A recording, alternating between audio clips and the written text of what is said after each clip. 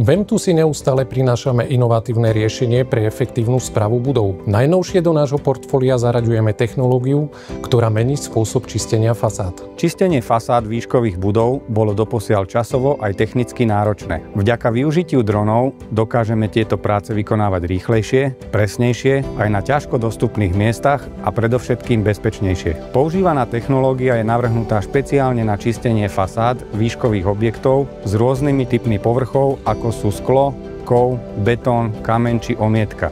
Dron pracuje na princípe vysokotlakového čistenia s použitím demineralizovanej vody, ktorá sa vyrába priamo na mieste v mobilnej filtračnej jednotke pomocou reverznej osmózy. Výkonnosť čistenia dosahuje až 250 m2 za hodinu, čo v mnohých prípadoch predstavuje vyššiu efektivitu než manuálna práca výškových pracovníkov. Navyše, bez akéhokoľvek rizika spojeného s prácou vo výškach.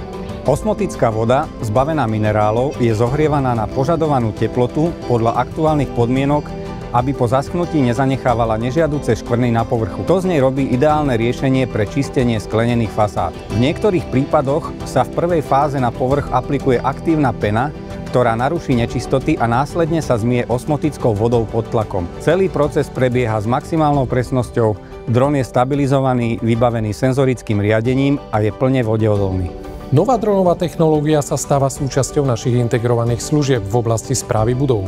Vďaka nej vieme zabezpečiť nielen kvalitnú starostlivosť o fasády, ale aj efektívne šetriť čas a peniaze našim klientom.